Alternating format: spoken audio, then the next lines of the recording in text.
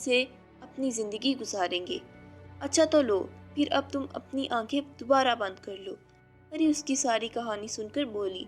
सैफ ने गठरी को मजबूती से पकड़कर अपनी आंखें बंद कर ली और पल भर में गार से गायब हो गया। जब सैफ ने आंखें खोली तो सूरज निकल चुका था। वो अपने खोदे हुए गार के मुंह पर पड़ा था। रात पर भावड़ा चलाने की वजह से हाथ अकड़ गए थे और जोड़ जोड़ में दर्द हो रहा था।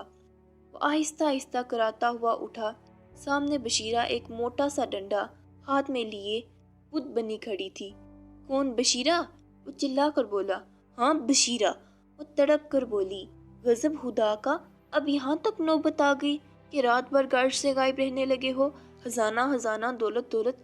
मैं कहती हूँ कहीं ये दौलत का भूत एक दिन तुम्हारी जान लेकर छोड़ेगा।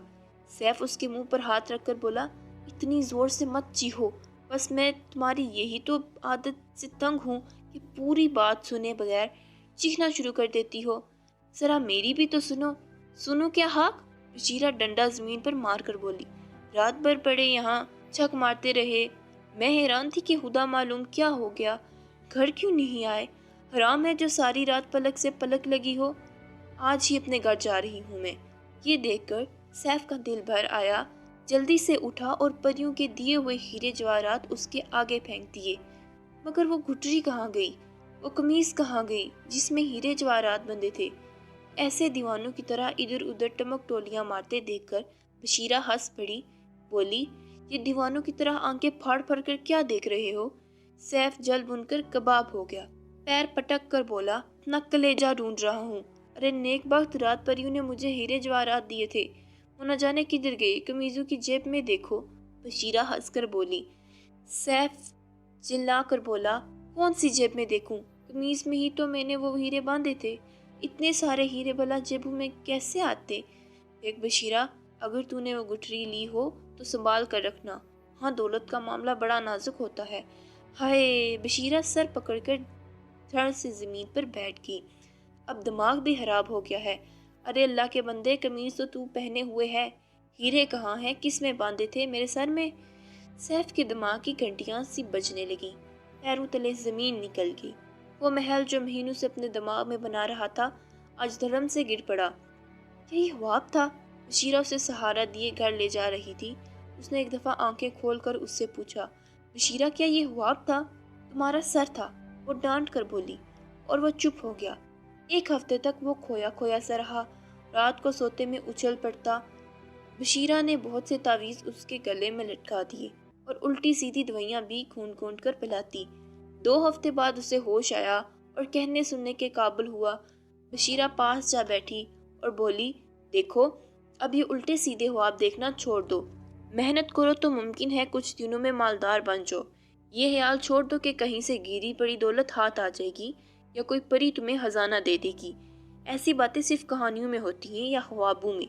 अफसोस, मैंने कितनी अच्छी ज़मीन खोदी। सैफ आह भरकर बोला। अब सुबह को ज़मींदार के खेत में मजदूरी करने जाऊंगा। ज़मीन तो है नहीं जो उसमें बीज बोऊं। बशीरा हंसकर बोली, वहाँ ज़मीन क्यों नहीं, वही खजाने वाली ज़मीन। अरे बशीरा, वो बंजर ज़मीन है, उसमें तो 20 बार से हल भी नहीं चला और फिर हज़ारों पत्थर झाड़ छंगार भरे पड़े हैं, उसमें तो एक दाना भी नहीं उगेगा। बशीरा बोली, बनाए सब कुछ बन जाता है। तुमने खजाने की धुन में उसे सारा खोद डाला है। सुबह हम दोनों कंकड़ पत्थर झाड़ कर निकाल देंगे और फिर तुम हल चलाकर बीज बो देना। मगर बीज और खाद के पैसे कहाँ से आएंगे? वो अफसुर्दगी से बोला। देखो, ढूंढती हूँ, शायद कहीं से खजाना मिल जाए। वो हंसते हुए अंदर आ गई और रुपयों से भरी हुई एक थैली उसके हाथ में लाकर दी। ये मेरे पूरे 5 साल की जमा पूंजी है। घर के खर्च से बचा बचा कर जमा करती रही हूँ। इसे तुम जिस तरह समझो काम में ले हो।